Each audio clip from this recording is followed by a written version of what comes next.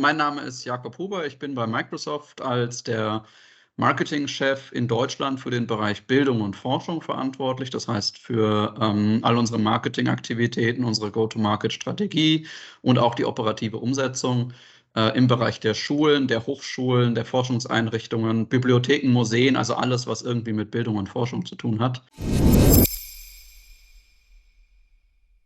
Ja, also es gab tatsächlich eine Menge Veränderungen, vielleicht sogar dramatische Veränderungen und auch Überraschungen. Ich glaube, ähm, wie viele andere Menschen auch, die sich mit dem Bildungsbereich beschäftigen, im Bildungsbereich aktiv sind, würde ich jetzt so selbstbewusst sagen, ich habe die Veränderungen in ihrer Art und Weise erwartet, aber nicht die Geschwindigkeit. Und das war, glaube ich, eine Erfahrung, die eigentlich alle überrascht hat, die im Bildungsbereich aktiv waren. Wenn man sich zurückerinnert, gerade so ganz einschneidendes Datum für mich persönlich, 2020, 13.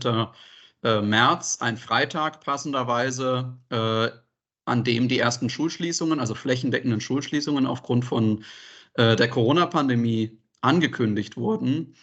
Und was mich damals ganz besonders überrascht und auch beeindruckt hat, ist, mit welcher unglaublichen Geschwindigkeit, aber auch Professionalität viele Schulen reagiert haben. Und wenn man sich nochmal die einschneidende Dramatik der Situation damals 2020 vor Augen führt, gab es in vielen Schulen, bei unglaublich vielen Lehrerinnen und Lehrern wahnsinnig agile, schnelle, problemlösungsorientierte Ansätze, die auch teilweise wahnsinnig schnell sehr professionalisiert wurden. Und das hat mich sehr überrascht und beeindruckt. Das war auch wirklich eine sehr substanzielle Veränderung. Arbeitnehmerinnen und Arbeitnehmer müssen in der Lage sein, mit Veränderungen gut umzugehen. Neugierig sein, offen für Neues sein, lernbereit sein. Und ich glaube, eine der wichtigsten Kompetenzen an der Stelle ist dann wirklich die Fähigkeit, selbstständig zu lernen, ne? Sich neue Dinge selbst anzueignen, offen zu sein für neue Ideen, diese Neugier mitzubringen, die notwendig ist, um intrinsische Lernmotivation zu entwickeln, aus der sich dann eben auch echtes Lernen entwickeln kann.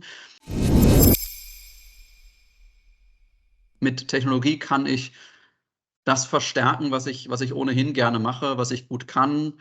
Und ich kann mich also besser auf der Couch fläzen, ne, mit Netflix oder so, als ich das vor der Digitalisierung konnte. Ich kann aber auch mich besser mit Menschen vernetzen, wenn mir das wichtig ist, über Social Media beispielsweise. Und ich glaube, diese Verstärkerrolle der Digitalisierung, die sich eben insbesondere in diesen enormen Geschwindigkeiten der Veränderung zeigt, die ist das Entscheidende, auf das wir uns einstellen müssen. Und da kommt es eben dann ganz essentiell darauf an, dass wir uns auf unsere menschlichen Kernkompetenzen zurückbesinnen. Ein Kollege von mir nennt das immer im Bildungsbereich so schön Humanize Education. Das heißt, dass wir aus diesen mechanischen, maschinellen Verständnissen herauskommen und uns stärker zurückbesinnen vielleicht oder hinbesinnen auf unsere menschlichen Kernkompetenzen wie Empathie, Einfühlungsvermögen, Offenheit, Lernbereitschaft und so weiter. Wenn man alles auf eine Karte setzen möchte, die Fähigkeit, Neues zu lernen, damit ist man auf der sicheren Seite.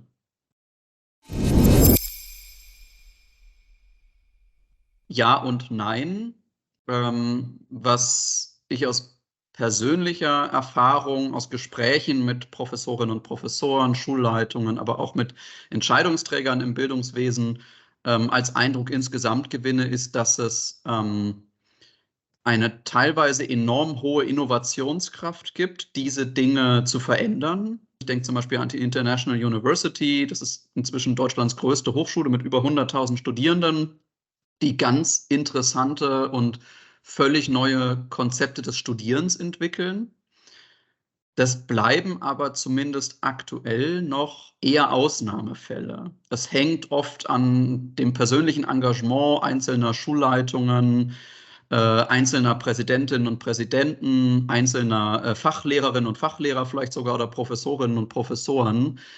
Wir sehen, dass das eben oft in so Einzelinitiativen sich erschöpft, manchmal ganze Schulen oder auch einzelne Hochschulen erfasst. Aber was uns fehlt in Deutschland, und das ist möglicherweise auch eine Herausforderung, die beispielsweise mit dem Föderalismus zusammenhängt, ist eben so eine größere bildungspolitische Vision und Strategie, wie wir zu diesem Ziel kommen. Innovation kann nur entstehen, wenn auch Zeit da ist. Niemand kann Grundlagenfragen überdenken, bearbeiten, sich Konzepte überlegen, Neues ausprobieren, wenn der Arbeitstag nicht ausreicht, um das Daily Business, wie man so schön sagt, zu schaffen. Und wir haben gerade einfach ein massives Problem mit den Zeitressourcen im Schulbereich ganz besonders, weil wir schlicht nicht genug Lehrkräfte haben. Und ich glaube, um da mehr Zeit zu schaffen, damit Innovation überhaupt entstehen kann, müssen wir ganz dringend Personen in die Schule bringen, die den Lehrkräften Aufgaben abnehmen können, damit die sich darauf konzentrieren können, den Unterricht und die Schule weiterzuentwickeln, eben zu so einer Form der stärkeren Kompetenzorientierung. Weil ich persönlich glaube, und das klingt vielleicht ein bisschen fatalistisch, aber so ist es überhaupt nicht gemeint, da auf einen bildungspolitischen großen Wurf zu warten, ist eher unrealistisch. Unser Ziel muss sein, die einzelnen Schulen dazu zu befähigen, sich auf den Weg zu machen. Und dann wird da auch Innovation entstehen, dann wird da Neues entstehen und dann wird sich das Schulsystem insgesamt dadurch auch verändern. Einfach weil sich die Schulen verändern, weil sich die Schulrealität verändert und weil das dann nach oben zieht in die Verwaltung, in die Kultusministerien und so weiter und so fort.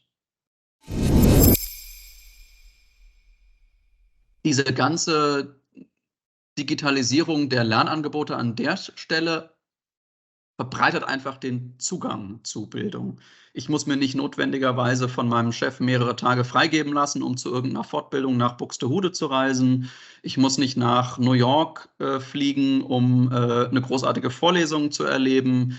Ich muss mich nicht unbedingt ein halbes Jahr vom Job verabschieden, um in Harvard irgendeinen Postdoc oder ein Postgrad-Degree irgendwie zu machen.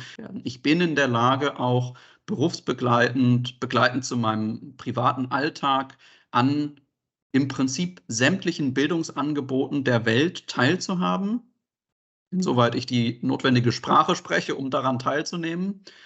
Und ich glaube, das ist eigentlich eine der allergrößten Gewinne von Digitalisierung für das Lernen auch nach der Schule.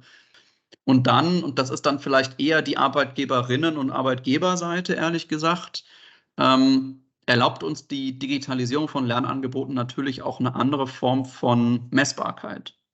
Wenn ich sehe, dass ich meine Mitarbeiterinnen und Mitarbeiter qualifiziert habe und die anschließend bessere Ergebnisse erzielen, beispielsweise, das ist etwas, was die Digitalisierung von Lernangeboten deutlich einfacher und deutlich umfangreicher macht. Natürlich muss man dann bestimmte Aspekte des Datenschutzes, Mitarbeiterschutzes und so weiter und so fort beachten. Aber wenn man das als aggregierte, anonymisierte Daten verwendet, dann können solche Lerndaten eben nicht nur im schulischen oder im Hochschulkontext, da können sie auch wahnsinnig wertvoll sein, aber auch bei dem beruflichen Lernen können sie eben sehr wertvoll sein, weil man viel besser feststellen kann, welche Lernangebote werden überhaupt verwendet, was sehe ich an Fortschritten bei den Mitarbeiterinnen und Mitarbeitern, die diese Lernangebote wahrgenommen haben, was wird nachgefragt und so weiter und so fort. Das ist etwas, was hier in Deutschland fast gar nicht passiert. Es kommt immer wieder mal in Schlagworten vor. Bei uns heißt es dann so nett intelligente tutorielle Systeme. Ist da so ein Schlagwort, das immer wieder mal auftaucht. In der Realität wird das aber eigentlich eher weggedrängt, als Bedrohung wahrgenommen, als Risiko wahrgenommen. Das hängt sicher auch mit der hohen Sensibilität für Datenschutz in Deutschland zusammen. Und das ist ein Thema, das wir international völlig anders sehen. Also die Länder, ob jetzt föderal oder national organisiert oder teilweise auch mit einzelnen Schulträgern, die reißen uns die Learning Analytics-Themen förmlich aus der Hand und um jetzt mal bei der Analogie zu bleiben, lecken sich die Finger danach. Das sind Themen, die wir hier in Deutschland völlig unter den Teppich kehren, aktiv unterdrücken, verdrängen und die international für enorm viel, Interesse und Enthusiasmus und Begeisterung wirklich sorgen. Da sind wir grade so 'n bisschen auf dem Abstellgleis als Deutschland und ich sehe auch nicht, dass sich das in absehbarer Zeit ändert.